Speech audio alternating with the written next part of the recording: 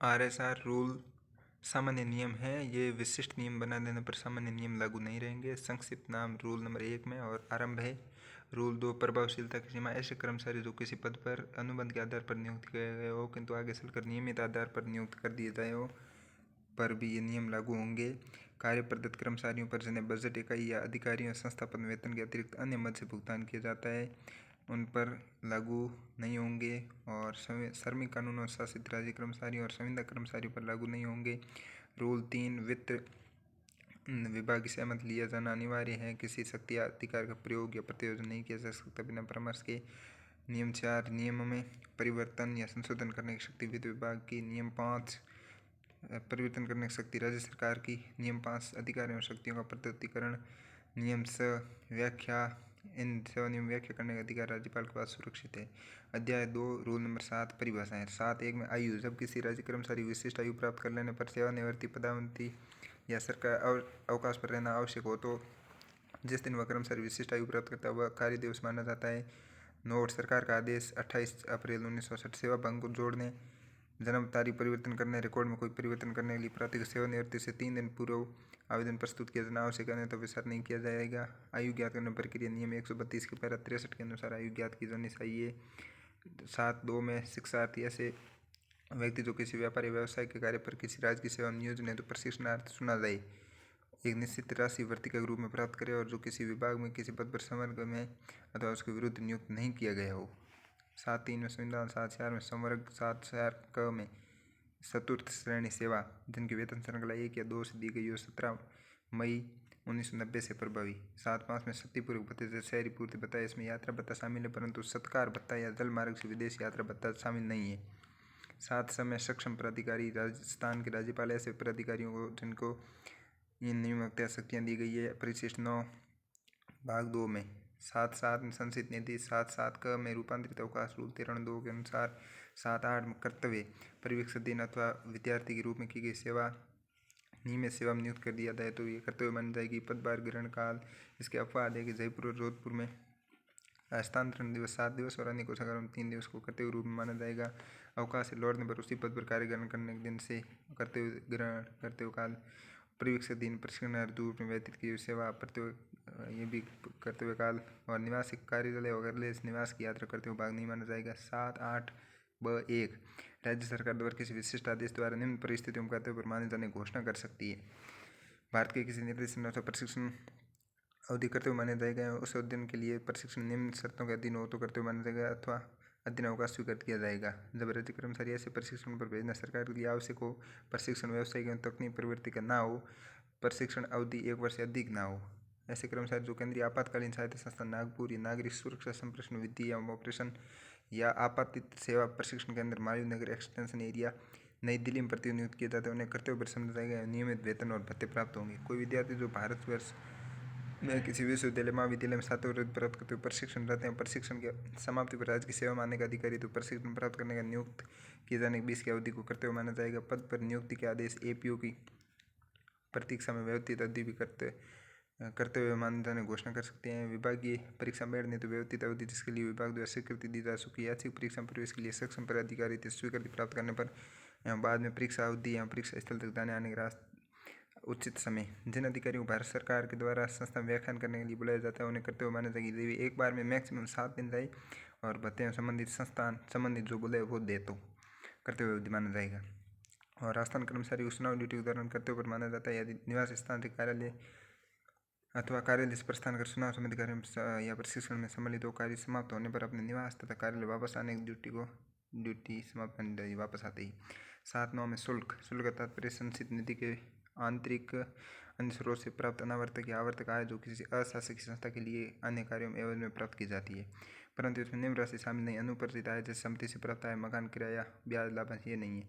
साहित्यिक सांस्कृतिक कलात्मक प्राप्त आय या सेवा के दौरान अर्जित ज्ञान की सहायता नहीं ली गई है जिनमें ज्ञान की सहायता सेवा की नहीं ली गई हो। वैदेशिक सेवा। 7.10 में 7.10 क में राजपत्रित अधिकारी जैसे राजस्थान सिविल सेवा वर्गीकरण नियंत्रण एवं अपील अधिनियम 1958 की प्रथम अनुसूची में दर्शाए गए पद संविदा पर नियुक्त पदाधिकारी जिसको राजपत्रित घोषित करे।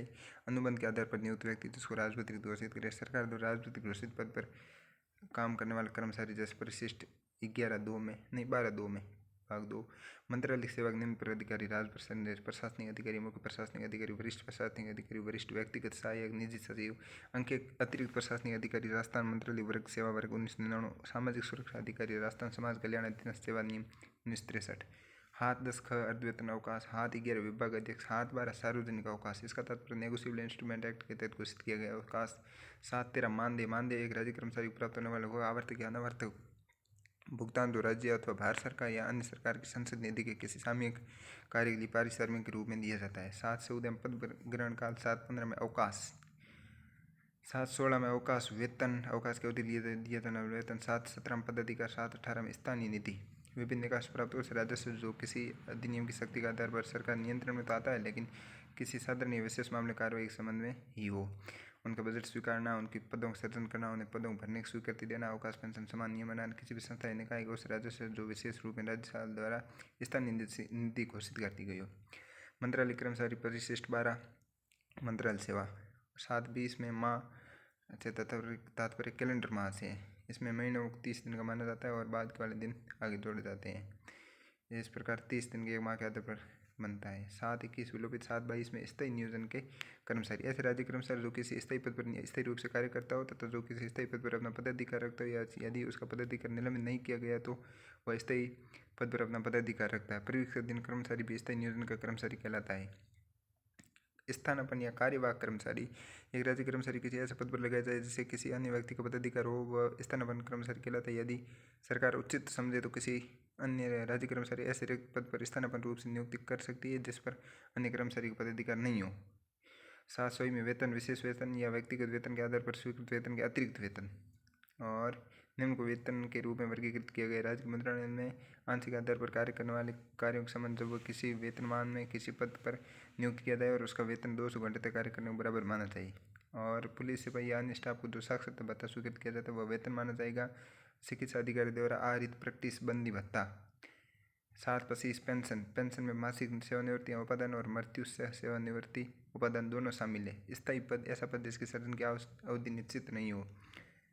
व्यक्तिगत वेतन। 7-27 में व्यक्ति स्वीकृत किए गए अतिरिक्त वेतन से जो वेतन में संशोधन कारण अनुशासन कार्रवाई से उठाए गए कदमों का अतिरिक्त को हानि से बचाने के लिए स्वीकृत व्यक्तिगत वेतन अन्य व्यक्तिगत कारणों से विशिष्ट अनुपरि योग्यता के आधार पर अपवाद स्वरूप परिस्थितियों में स्वीकृत किया जाता है। 7-28 में उपार्जित अवकाश, बकाया उपार्जित अवकाश का तात्पर्य ग्रहण वारण स्वर्ण द्वारा अर्जित अवकाश के दिनों की संख्या से अवकाशों की संख्या निकालने के लिए सेवा में जितने समय के अवकाशों का उपयोग किया जाता है उतना समय कम कर दिया जाता है। 7-29 पद का परिकल्पित वेतन, इस तात्पर्य उस वेतन से जिसे हम पद को स्थायी रूप से धारण करता है और तो पाने का अधिकारी होता है एवं कार्य करता है, परंतु इसमें विशेष वेतन एवं उस समय का सम्मिलित नहीं किया जाता जब राज्य कर्मचारी ये कार्य नहीं करता है एवं ऐसी अस्वास्थ्यकर परिस्थिति में नहीं रहना पड़ता जिसको ध्यान में रखकर विशेष वेतन स्वीकृत किया गया था।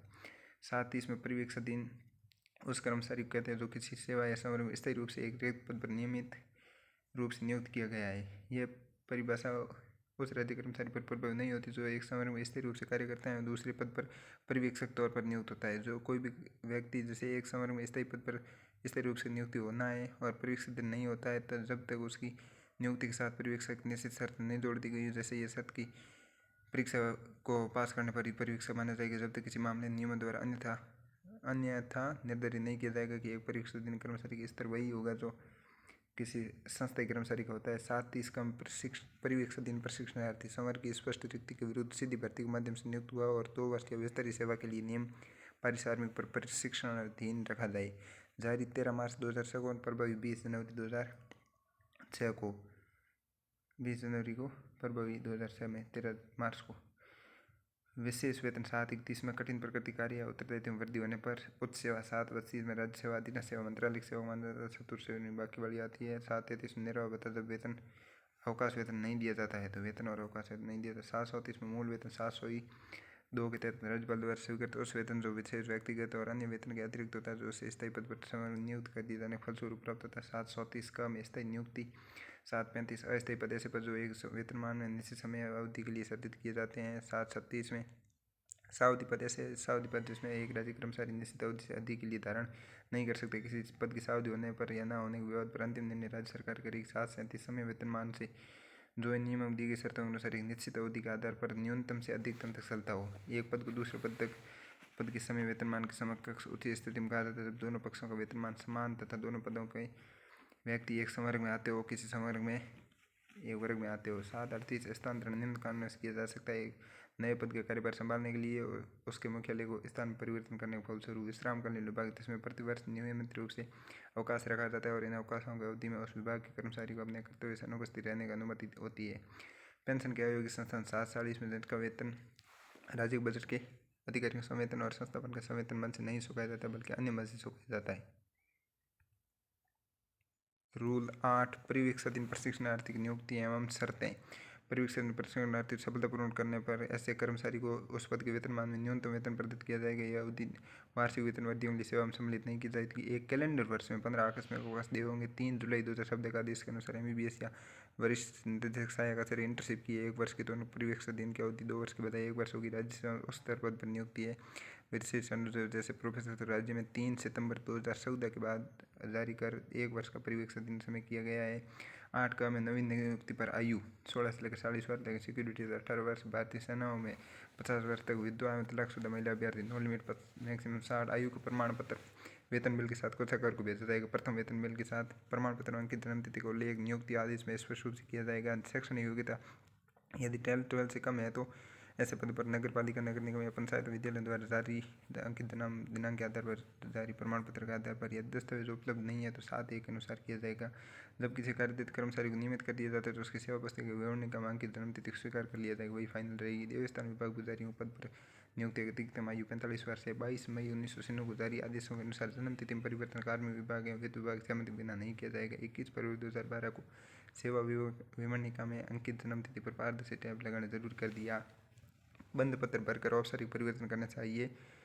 बंद पत्र का प्रारूप इसी नियम में दिया गया है। यदि कोई कर्मचारी नया नाम रखे तो बंद पत्र ऐसे साक्ष्यों से प्रमाणित होता है जो संबंधित कार्यालय अध्यक्ष के जानकारी में हो। बंद पत्र का प्रकाशन किसी लोकप्रिय स्थानीय समाचार पत्र राजपत्र में हो, स्वयं के कर पर किया जाएगा। बैक पर राजस्थान राजपत्र में विज्ञापन के प्रकाशन के लिए कर्मचारी को राज्य के केंद्रीय मुद्रणालय जयपुर के अधीक्षक से संपर्क करना होगा। महिला द्वारा विवाह या पुनर्विवाह स्थिति में इतला नियुक्त अधिकारी को देकर उपनाम में परिवर्तन कर सकती है, पति विवरण दर्ज कर सकती है सेवा पुस्तिका में, और तलाक होने पर या मृत्यु या अलग होने पर भी इतला देकर प्रस्तुत कर सकती है। 15 फरवरी 2018 से ये प्रावधान किया गया है।